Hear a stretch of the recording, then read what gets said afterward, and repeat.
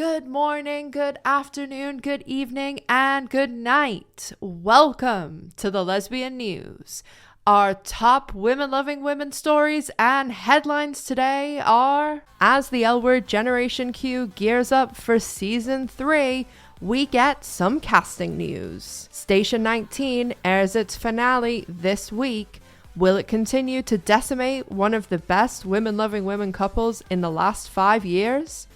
Probably. With the penultimate episode of Grey's Anatomy airing this week, they're ready for their 400th episode and the 2-hour finale next week. Derry Girls is coming to a close with the series finale airing tonight, followed by a 1-hour special tomorrow. Hacks Season 2 airs its first 2 episodes. Doctor Strange gets a little queer. All that and more coming up on the Lesbian News.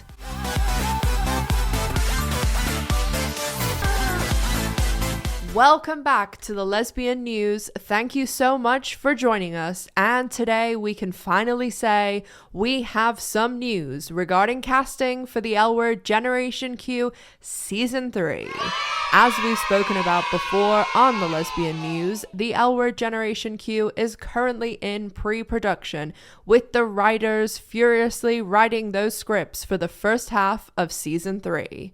The show is resuming filming next month in June, with most cast members returning to set the beginning and middle of June. Generation Q fans will remember that last season, Rosie O'Donnell played Carrie, Tina's current love interest on the show. Things were left up in the air between Tina and Carrie, and more importantly, Bet and Tina, with the cliffhanger of the season being them yet again at a doorstep. It's become a pretty frequent thing to see those two meeting on the doorstep and having some tension. Although fans have made it pretty clear what they want to see happen between the two, it still leaves Carrie's fate up in the air. Did Tina break up with her? Are they going to try again? What is going to happen with Bet and Tina? All these questions need to be answered in Season 3.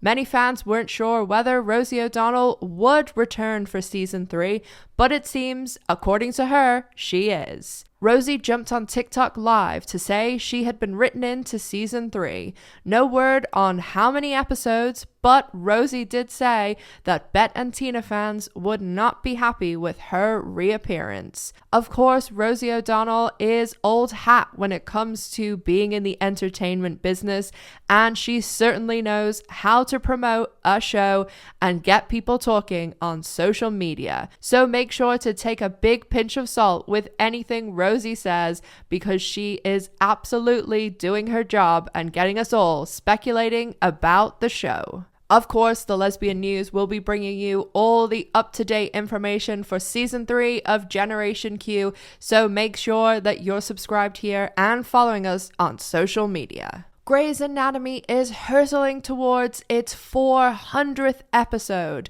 and we'll be tuning in for the 2-hour finale next week. Amelia and Kai have not been getting a lot of screen time in the last few episodes, so fingers crossed we're going to see them in the 2-hour finale and the penultimate episode this week. One would expect some big guest star appearances for the 400th episode, with Sarah Drew and Jesse Williams reprising their roles as April and Jackson. Women-loving women are still hoping for an appearance of one of the all-time most loved women-loving women couples, Callie and Arizona. Although Jessica Capshaw was spotted on set last month, things seem to be tightly under wraps for the 400th episode, so again, let's keep our fingers crossed. So from Grey's Anatomy, where things are going relatively well for the LGBT community, let's go over to Station 19, where things are not going so great for our community. Station 19's finale airs this week on May 19th, and it seems as though they're continuing the downward trajectory of Maya and Carina, and they are destroying one of the best women-loving women couples of the last 5 years. The second half of Season 5 has gone from bad to worse, and we're taking a guess that this season will end with Carina finding out she's pregnant. So out of the two lead women-loving women couples in the Grey's Anatomy universe, both have had half of the couples state they do not want children of their own, and that they aren't broken because of this. The writers then immediately had Arizona and Maya completely change their minds in the course of a single episode. The writers' room then inserted both into Maya and Carina and Callie and Arizona's women-loving women relationship, something that apparently all women-loving women relationships require in the Grey's Anatomy universe: a man. And not just any man, but a man that one of the women in the relationship had previously slept with. How was this mistake made not once, but twice? Are there any lesbians in the Grey's Anatomy and Station 19 writers' room?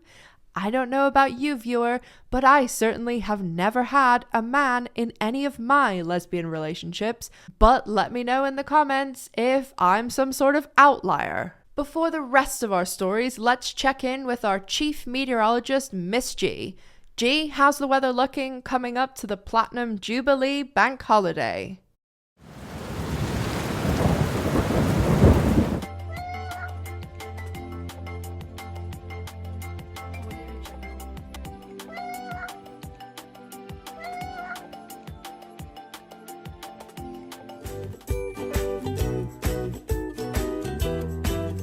Thanks, G. On to the rest of our stories. Derry Girls is set to air its series finale tonight, Tuesday, May 17th on Channel 4. And tomorrow they're also airing a 1-hour special to wrap up the series. If you're outside the UK but still want to watch Derry Girls for free on Channel 4, make sure to get yourself a VPN. Also, Channel 4 has a lot of content, one of the biggest content providers, and you can even get shows that are on paid services in the US, such as The Handmaid's Tale, The Goldbergs, and they also have big box sets of older shows such as The Original Charmed and Smallville.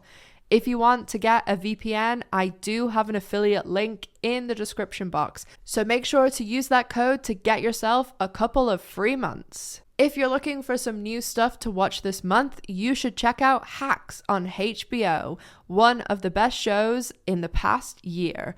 Hacks has the entire first season available on HBO Max and have released the first 2 episodes of season 2, with more episodes of season 2 becoming available every week. This brilliant show has 2 lead women, and one of them is a bisexual character, and the male lead is a gay man. So there's some great representation going on this show, but it is also extremely well written and absolutely hilarious. You can check Hacks out on HBO Max. If you're looking to go to the cinema, you may want to check out Doctor Strange and the Multiverse of Madness for a little bit of LGBTQ representation on the big screen. Last time we mentioned Doctor Strange on the Lesbian News, we hadn't actually seen it yet, but now we have and can fill you in on the representation in this film. One of the lead characters, America Chavez, is actually LGBTQ herself and wears a little LGBTQ pride pin throughout the movie. She does also have 2 mums, and we do see them, although briefly in the film, but they are mentioned throughout. If I know Marvel, this is probably not the last time we'll see the 2 mums, and we may see them in some future films. America Chavez and the other female lead, the Scarlet Witch, are 2 extremely powerful, well-written women in this movie. And packaged together with the LGBTQ representation, it's definitely a blockbuster you should see this summer. You can catch Doctor Strange and the Multiverse of Madness in cinemas. And that's all we've got time for today here at the Lesbian News. Thank you so much for joining us, and make sure to come back next week to get all the exclusive Women Loving Women news. And from everyone here at the studio, Miss G and myself, good morning, good afternoon, good evening, and good night.